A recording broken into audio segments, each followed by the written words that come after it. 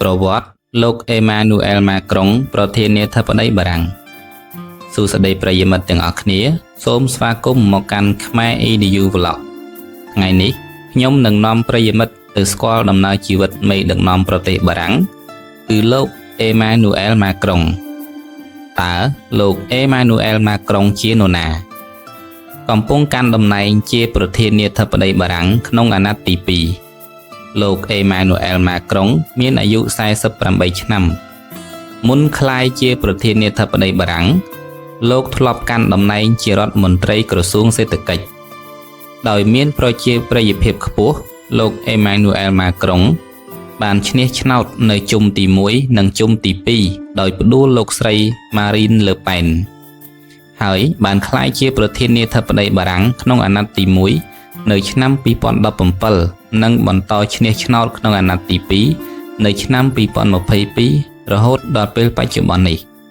តើលោកអេម៉ានូអែលម៉ាក្រុងមានប្រវត្តិជីវិតយ៉ាងណាលោកអេម៉ានូអែលម៉ាក្រុងមានឈ្មោះពេញថា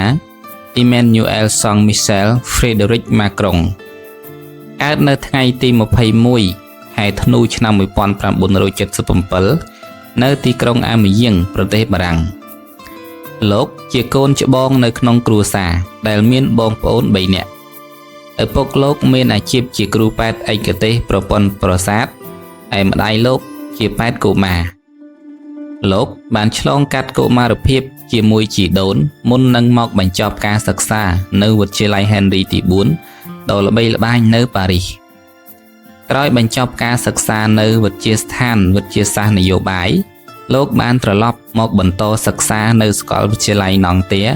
និងបានសរសេរនិក្ខេបបទថ្នាក់អនុបណ្ឌិតផ្នែកទស្សនវិជ្ជាស្ដីអំពីប្រយោជន៍សាធារណៈនៅឆ្នាំ2002លោកម៉ាក្រុងបានបន្តការសិក្សានៅសាលារដ្ឋបាលជាន់ខ្ពស់របស់បារាំងហៅកាត់ ENA ហើយបានទទួលសញ្ញាបត្រនៅឆ្នាំ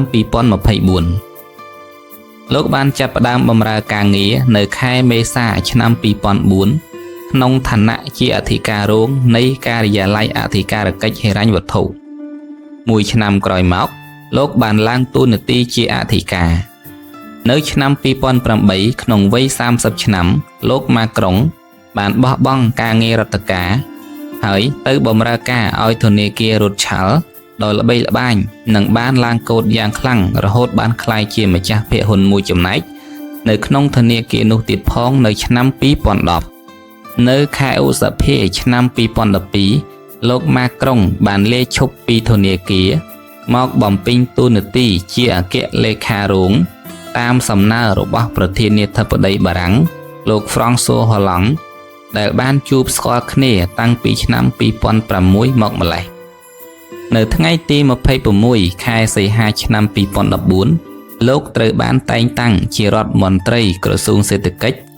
និងបានបញ្ចេញស្នាដៃបង្កើតច្បាប់ម៉ាក្រុងនៅឆ្នាំ2015ធ្វើកំណែទម្រង់បើកទូលាយទីផ្សារដោយបង្កើតច្បាប់អនុញ្ញាតឲ្យធ្វើការថ្ងៃអាទិត្យនៅខែមេសាឆ្នាំ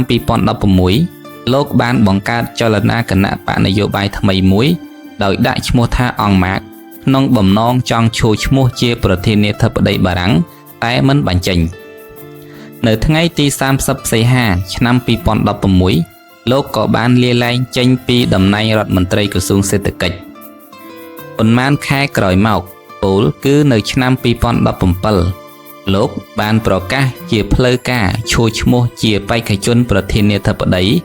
ក្នុងនាមជាអ្នកកណ្ដាលនិយមតំណាងឲ្យចលនានយោបាយថ្មី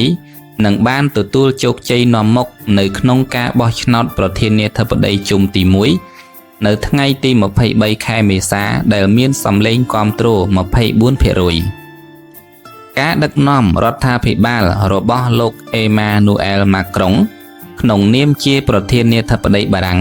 បានជួបប្រទះនឹងបញ្ហាជាច្រើនទាក់ទងនឹងការអភិវឌ្ឍសេដ្ឋកិច្ចការកែប្រែសង្គមនិងការទូតអន្តរជាតិ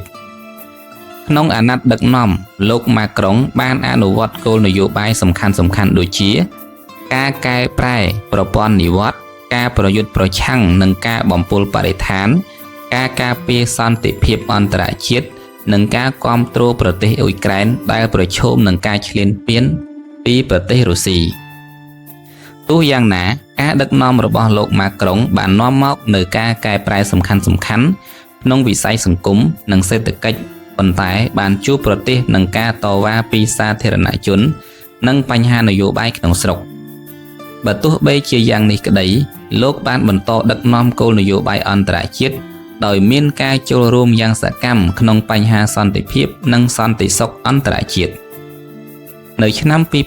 2022លោកត្រូវបានជាប់ឆ្នោតឡើងវិញសម្រាប់មុខតំណែងប្រធានាធិបតីបារាំងនៅអាណត្តិទី2រីឯជីវិតឯកជនវិញលោកអេម៉ានូអែលម៉ាក្រុង